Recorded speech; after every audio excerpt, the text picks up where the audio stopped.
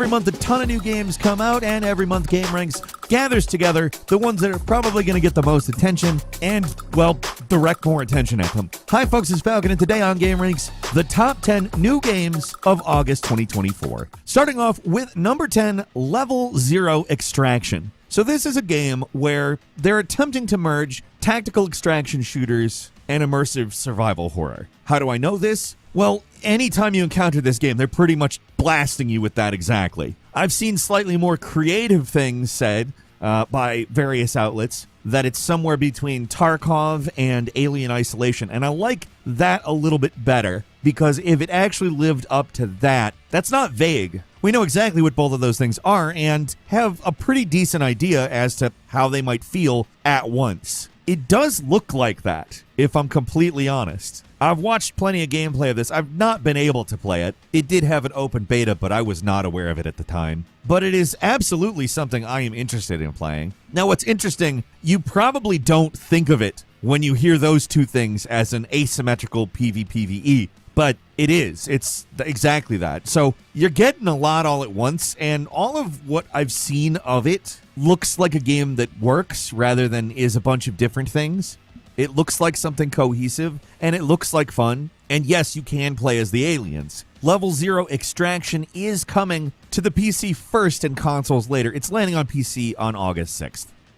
At number 9 is Squirrel with a Gun, the game that says everything you need to know in the title. It is a squirrel that is squirrel-sized with a gun that is gun-sized. This is a game that reads Goat Simulator pretty well, except it seems like it isn't so janky. Like, the game actually looks like it is not intentionally a huge mess. It looks like it intends to deliver on the premise, which I very much like. Which I'm certainly not knocking Goat Simulator. It's just if this was Goat Simulator, what's the point? I think the devs understood that as they were making it, because there's a lot more going on than just the guns. And while it's very sandbox looking, it does look like they have provided a bit more of a cohesive sandbox to play with. The gunplay looks good. A lot of the weird animations that accompany the gunplay also looks good. A lot of the things that are not guns look like they are actually fun and work. Like, if I'm serious, some of the bullet time in the trailer is better than a lot of things since The Matrix that have used bullet time. Like, the presentation is quite a bit better than Goat Simulator. And I'm quite excited to see what the hell this game actually is. I've been interested in it since they announced it. I have been all in anytime Squirrel with a Gun is mentioned. And I am really excited to play it on the PC, where it's launching first on August 29th and sometime in November on consoles.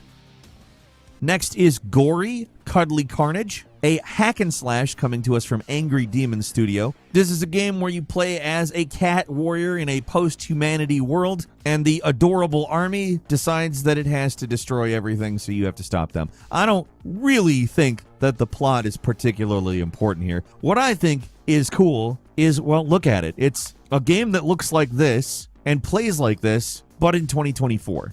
I mean, this looks like a tremendous amount of fun, and I really look forward to playing when it lands on PC, PlayStation, Xbox, and Switch August 26th. And number 7 is Visions of Mana, and this is a new Mana game. There hasn't been a new Mana game since Dawn of Mana back in 2006. Secret of Mana is, of course, a legendary RPG series that stretches all the way back to Final Fantasy Adventure, which was on the Game Boy. Stylistically, it looked like a Final Fantasy game, and that's the primary reason they slapped the Final Fantasy name on it in America and Japan. But they also tried to separate it by calling it Adventure, because it actually played a little bit more like Legend of Zelda. And it's a good combination of aesthetic and gameplay. It wasn't actually Mana, like the name of the series didn't appear until a few years later when the Super Nintendo Secret of Mana came out, which is, in my opinion, still kind of the best Mana game. There was another Japanese game that they couldn't port, or rather didn't want to. I don't know, because apparently there's a lot of technical bugs or something. And then again, there was Dawn of Mana in 2006. That was the last. I have a feeling having a retrospective look at this series will yield a better game. Like, everybody kind of knows that Secret of Mana is the best of the games, and it's reasonable to assume that Visions of Mana will probably take a similar mechanical approach, probably not visual approach. I mean, It's very anime inspired. I mean, it retains a little bit of the square look from a certain era, but you see some Breath of the Wild influence in there as well. I mean, of course I'm ready for more Mana. It's been a long time, and I'm really excited to play this. If it feels like a modern Mana, that's exactly what I want. Visions of Mana is coming to PlayStation, Xbox, and PC on August 29th. And number 6 is Gundam Breaker 4. So the point of this one is to create your own Gundam and then to battle other Gundams. And also you can rip apart the Gundams. That's what the Breaker part is. I don't know, this one has some naysayers. Forbes released an article saying it likely won't be very good. And it's because the author doesn't have a massive amount of confidence in the developer. I don't know. I think it looks pretty cool. I mean, the game isn't like a visual tour de force or anything, but everything I've seen of people actually playing the game as opposed to just speculating about it, people seem to like it. So, I feel like I'll listen to them before Forbes. I mean, finance capital and I guess video game commentary makes sense. I don't know, I like Gundam, I like fighting games, I like ripping apart robots. All that's here. Assuming they don't screw it up, that's a hell of a formula. Gundam Breaker 4 is coming to PC, PS5, PS4, and Switch on August 29th. And number 5 is Signy, All Guns Blazing. If you like a good shmup, it looks like this is one of your prime targets. A twin-stick, vertical scrolling shooter that, frankly, just to be clear, we do not get enough of. And they have drastically upgraded what this type of a game can look like. Because, of course, we live in an era of significantly better graphics. But, I mean, this is a bullet hell in every possible way. You got big enemies, crazy-looking arenas / levels. And honestly, it looks beautiful and like a hell of a lot of fun. Konami is publishing it, and good for them. Thank you for bringing something good to us, Konami. It is the first game from a developer called Keelworks from Scotland, and I'm psyched. Like, look at this footage. This is going to be fun as hell. It's you versus alien invaders, and it's a twin-stick bullet hell shooter. Yes, absolutely. Period. Done. Sold. Shut up and take my money. Signy All Guns Blazing is coming to PC, PS5, and Xbox Series on August 6th. And number 4 is Stormgate, an RTS that comes to us from Frost Giant Studios. I mentioned the studio first because it's significant in what kind of game this is and why you should want to play it. Tim Morton, the previous production lead on StarCraft II Legacy of the Void, and Tim Campbell, Warcraft 3 The Frozen Throne's lead campaign designer, are the co-founders of Frost Giant Studios. They started the company because they wanted to develop an accessible real-time strategy game, meaning something less overly insane than StarCraft or Warcraft can be. And here we are 4 years later, about to enter into early access on this free-to-play post-apocalyptic RTS brought to us by, frankly, just some industry veterans that know what the hell they're doing. And to be frank, that's why to play it. If you look at it, graphically speaking, some of the visuals and ideas aren't, I mean, they're good, of course, but they're not shocking or anything. I think the reason to play this is because we know it's going to be quality. And if it's not quality, what the hell's happening? That's kind of my evaluation of this situation. It is coming to PC, like I said, in early access. It's releasing in its final version a year later, but early access starts August 13th. And number 3 is Concord, a team-based FPS with, to be frank, a fairly unique look. To the point where I am making the assumption they said, what are colors that are not used super often in all of these team-based FPSs? Because that's what it just looks, despite not having a particularly different artistic style, has a completely different palette. And it stands out, honestly, which is probably to its benefit. It's a 5v5. You have your various different characters with different abilities. It's got 6 different PvP modes that range from respawn-based stuff to objectives. Honestly, it looks like a solid game. Obviously, we're going to have to play it in order to really know what it's about, but all the footage I've seen of it looks quite solid. It also does look like it has some different stuff. I do not know what to make of this giant airgun robot thing, but I like it. I think it's cool, and I'm excited to see exactly how this thing plays. It's definitely of my interests. This one is not a free-to-play, but it's not a full-priced game either. It's $39. It's landing on PC and PS5. Just a quick alert, you do need a PlayStation account to play it on Steam, which is nice that you will have crossplay, but not nice that that's how they're doing it. Anyway, it's landing on those platforms August 23rd. And number 2 is Black Myth Wukong, a Souls-like, although they don't call it a Souls-like. I'm going to say it's a Souls-like because everybody's saying the words Souls-like and just resisting the idea that you're a Souls-like because the word's being said too much. It's not enough for me. I mean, look at this game. Yeah, there's a little bit of a speed difference between your typical Souls-like, but everything about the gameplay looks like a Souls-like. How many times am I going to say that during this point? Probably at least one more. I don't know. It is a beautiful looking game. To be frank, probably one of the visually best looking games coming out right now. And it's based on old Chinese folklore. That's something that lends itself to visual excellence if you really know what you're doing. And it looks like they have risen to the challenge, which makes me quite happy. I mean, there's not much to say about this game. It's been something we've talked about for such a long period of time now, and it's really awesome that it's finally coming out because I think it's gonna be worth the time that they spent developing it. I mean, it's one of those timeless stories that's super interesting because it's just been adapted so many different times in so many different ways that it feels like a new story almost every time you experience it. I mean, there have been video games loosely based on it. Damon Albarn of Gorillaz made a musical out of it. There's movies, cartoons, just stuff that has used it as source material, if not completely adapted it. But honestly, this looks like a fairly straightforward adaptation and a Souls-like. I told you one more time. I am really looking forward to playing Black Myth Wukong. It's coming to PC and PS5 on August 20th.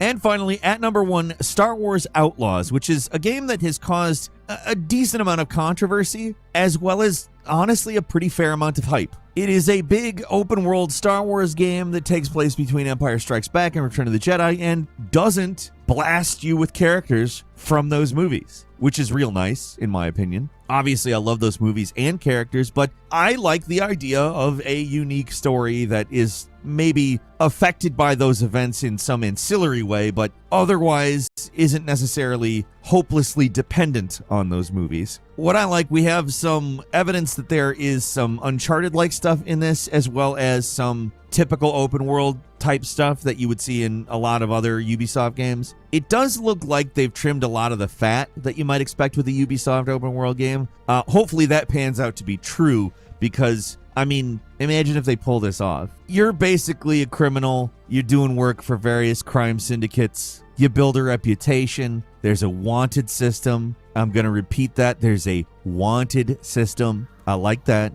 I like a lot about what I hear about this game. In fact, I like what I hear about this game so much that I am worried that it's not going to do it. I want it. I want the game to do it, because if it does, this is a huge win and a big dearth of, frankly, awful Star Wars content. Disney needs this. Lucasfilm needs this. Ubisoft needs it more than anybody. Honestly, they, perhaps even to some extent unfairly, have a reputation of just plopping out crapo open world games. Even though they've, I think, done a lot to sort of mend that reputation, it's still stuck with them a bit. So a lot is riding on this one, and I think if they pull it off, it's really going to be something special. Star Wars Outlaws is landing on PC, PlayStation, and Xbox August 30th. I do have several bonus games for you because there's a lot going on here that, frankly, I want to talk about. First off, World of Warcraft: The War Within. It is an expansion pack for World of Warcraft, the MMORPG. I'll be honest, the story, I have no idea what's going on. I have not played World of Warcraft in quite a while, but I do know that there are a lot of people who still play WoW and love the hell out of it, and I'm sure this is going to be important for them. I'm not going to pretend that I know everything about, like,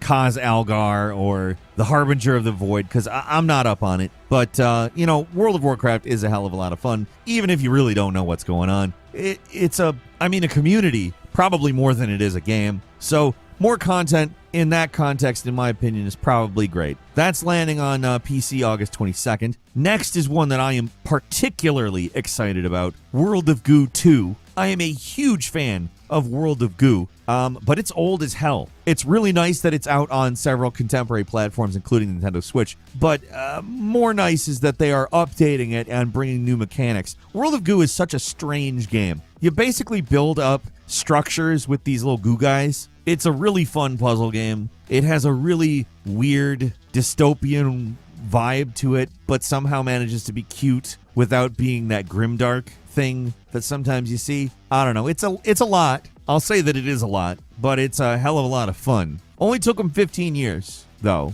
I'll be playing it. It's landing on PC and Nintendo Switch on August 2nd. Next is Madden NFL 25, the latest in Madden, of course. It's a yearly entry. You're going to see updates to rosters. I don't know. I'll be completely honest. I think Madden is kind of having its thunder stolen just a little bit by EA Sports College Football 25. I mean, that just came out. But I think it is worth noting that the game does have a completely new physics-based tackling system. And I just want to say that's something I am really excited to sort of test out. I really like it when a yearly title doesn't just update the roster, but they actually do something substantial. And having physics for your tackling is, I mean, that's a big jump. I mean, I doubt it's going to look like silly and ragdolly like a lot of old physics stuff was. But in all honesty, we do not get physics incorporated into particularly sports games enough. It seems like they would be required, but again, like, it's Madden 25, and they're adding physics to the tackling system. That's not to say that Madden 24 wasn't good or anything, but this is something I think it's a long time coming, and I think it's an exciting addition.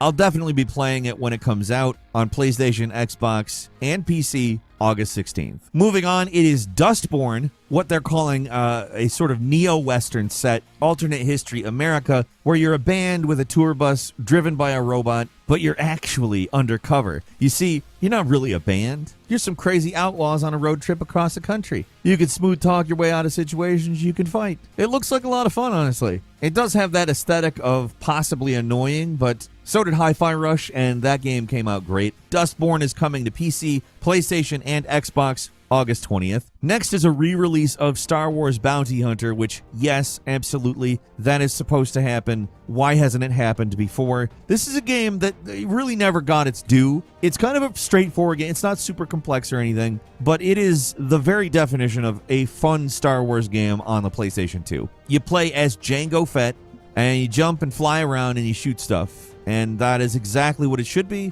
It kind of got middling reviews, but when you look back at it, it's a pretty damn fun game. It did have its set of technical issues back in the day, but hopefully Asper has decided that they're going to fix that stuff. They have fixed plenty of stuff, but they've also done some things with Star Wars games that people are not happy with. I mean, they've usually fixed those things, but Star Wars Bounty Hunter, it's a hell of a game. I love it. I can't wait to play it when it lands on PC, PlayStation, Xbox, and Switch August 1st. Moving on, it's Dredge the Iron Rig, an expansion for a cosmic horror fishing adventure you might know as Dredge. Dredge is kind of a weird game. I like it. I've played it. It's one of those games where you're kind of like, this is definitely its own thing. Like, it kind of feels like a survival game, a crafting game, some elements of management stuff, but not heavy on it. Sometimes it feels like a mission-based fishing game. Sometimes it feels like, I don't know, a lot of different things. They're adding between 2 and 5 hours of playable content with a brand new side story and 50 new fish.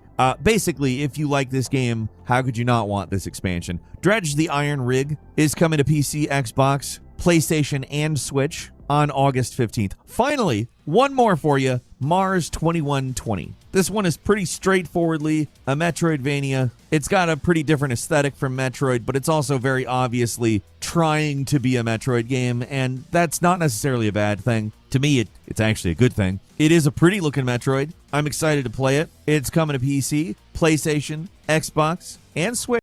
Like, comment, and subscribe.